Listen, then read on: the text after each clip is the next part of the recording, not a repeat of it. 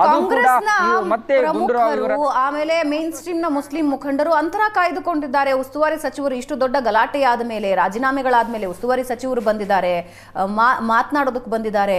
Main stream Muslim ಮುಖಂಡರು ಯಾರೂ ಅಲ್ಲಿ ಬಂದಿಲ್ಲ. ಜೊತೆಗೆ ಸಹಜವಾಗೇ ಕಾಂಗ್ರೆಸ್ ನಾಯಕರು ಯಾರ್ಯಾರು ಬರ್ತಿದ್ರು ಅವರು ಕೂಡ ಅಲ್ಲಿ ಗೈರ್ ಕಾಣಿಸ್ತಾ ಇದ್ದಾರೆ. ವಾಟ್ ಈಸ್ ಹ್ಯಾಪನಿಂಗ್ ಅಂದ್ರೆ ದಿನೇಶ್ ಗುಂಡೂರಾವ್ ಅವರು ಈಗಾಗಲೇ ನನಗೆ ಮ್ಯಾನೇಜ್ ಮಾಡಕ್ ಆಗ್ತಿಲ್ಲ ಅಂತ ಈಗಾಗಲೇ ಸಿಎಂಗೆ ಹೇಳಿದ್ದಾರೆ ನಿಜ. ಆದ್ರೆ ಸಚಿವರೊಬ್ಬರು ಬಂದಿದ್ದಾರೆ, ಅದು ಇಷ್ಟು ದೊಡ್ಡ ಪ್ರಕರಣಗಳು ನಡೆದ ಮೇಲೆ ಅಂದಾಗ್ಲೂ ಕೂಡ ಅಂತರ ಕಾಯ್ದುಕೊಳ್ಳೋದ್ರ ಮೂಲಕ ಅವರು ತಮ್ಮ ಕೋಪನ ಹೊರಹಾಕ್ತಾ ಇದ್ದಾರಾ?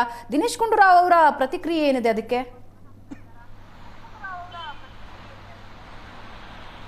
ಭಾವನಾ, ಹೌದು, ಅಂತರ ಕಾಯ್ದುಕೊಳ್ಳುವ ಮೂಲಕ ಬಹಳ ಸ್ಪಷ್ಟವಾಗಿ ಅವರು ಇದನ್ನು ತೋರ್ಪಡಿಸ್ತಾ ಇದ್ದಾರೆ. ಯಾಕಂದ್ರೆ ನಮ್ಗೆ ಗೊತ್ತಿರಬಹುದು, ಕಳೆದ ಬಾರಿ ಸಾಮೂಹಿಕ ರಾಜೀನಾಮೆಯನ್ನು ಕೊಟ್ಟಿದ್ರು. ಆ ರಾಜೀನಾಮೆ ನಿರ್ಧಾರದಲ್ಲೂ ಕೂಡ ಅವರು ಬಹಳ ಸ್ಪಷ್ಟವಾಗಿ ಹೇಳಿದ್ರು ಮುಸ್ಲಿಂ ಮುಖಂಡರು. ಅಂದ್ರೆ ಇನ್ನು ಮುಂದೆ ಯಾವುದೇ ಕಾಂಗ್ರೆಸ್ನ ನಾಯಕರುಗಳು ಮಂಗಳೂರಿಗೆ ಬಂದಾಗ ನಾವು ಅವರನ್ನ ಭೇಟಿಯಾಡಲಿಕ್ಕೆ ಹೋಗೋದಿಲ್ಲ, ಅವರ ವೇದಿಕೆಗಳಲ್ಲಿ ಗುರುತಿಸಿಕೊಳ್ಳೋದಿಲ್ಲ, ಅವರ ಕಾರ್ಯಕ್ರಮಗಳಿಗೆ ನಾವು ಹೋಗೋದಿಲ್ಲ. ಯಾಕಂದ್ರೆ ನಮ್ಮ ಜವಾಬ್ದಾರಿಗಳಿಗೆ ನಾವು ರಾಜೀನಾಮೆ ಕೊಟ್ಟಿದ್ದೀವಿ. ಹಾಗಾಗಿ ರಾಜೀನಾಮೆ ಕೊಟ್ಟ ಜವಾಬ್ದಾರಿಗಳಿಗೆ ರಾಜೀನಾಮೆ ಕೊಟ್ಟ ಯಾವ ನಾಯಕನೂ ಕೂಡ ಇವತ್ತು ಗುಂಡೂರಾವ್ ಅವರ ಜೊತೆಗೆ ಕಾಣಿಸಿಕೊಂಡಿಲ್ಲ. ಕೇವಲ ಜವಾಬ್ದಾರಿ ಇರದ ಒಂದಷ್ಟು ನಾಯಕರುಗಳು ಬಂದಿದ್ರು.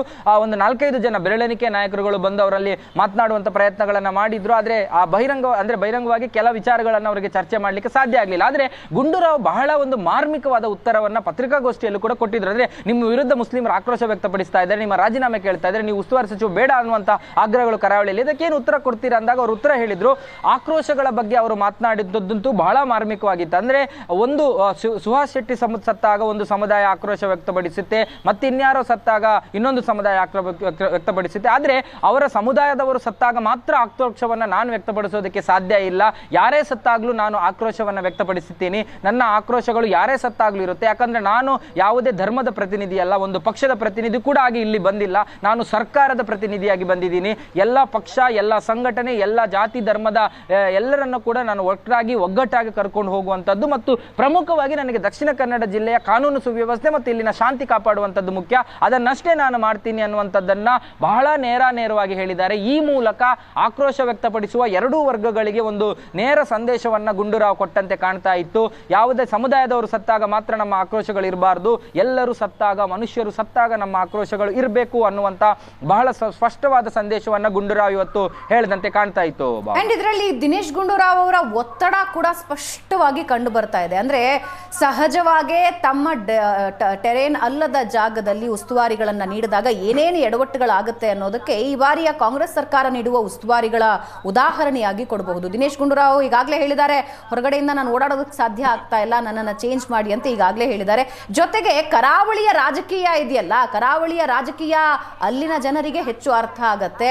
ಹಾಗಾಗಿ ಈ ಗೊಂದಲಗಳು, ಈ ತಕರಾರುಗಳು ಶುರು ಆಗ್ತಾ ಇದೆ. ಸಹಜವಾಗಿ Dinesh Gundu Rao is under pressure ಅನ್ನೋದು ಸ್ಪಷ್ಟವಾಗಿ ಗೊತ್ತಾಗ್ತಾ ಇದೆ. ಅವರ ಫೇಶಿಯಲ್ ಎಕ್ಸ್ಪ್ರೆಷನ್ ಅದೇ ಹೇಳ್ತಾ ಇದೆ, ಸಾಕಾಗಿದೆ ನನಗೆ ಅಂತ.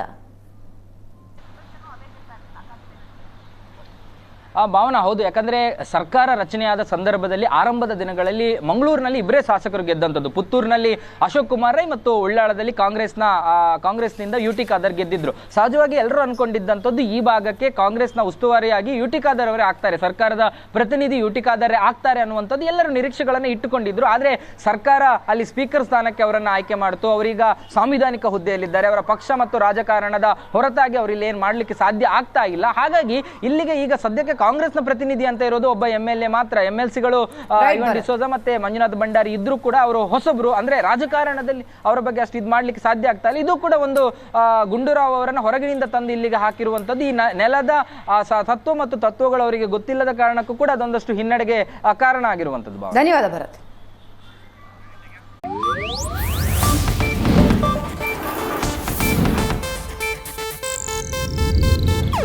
ಇದು ಏಷ್ಯಾನೆಟ್ ನ್ಯೂಸ್ ನೆಟ್ವರ್ಕ್ ಪ್ರಸ್ತುತಿ.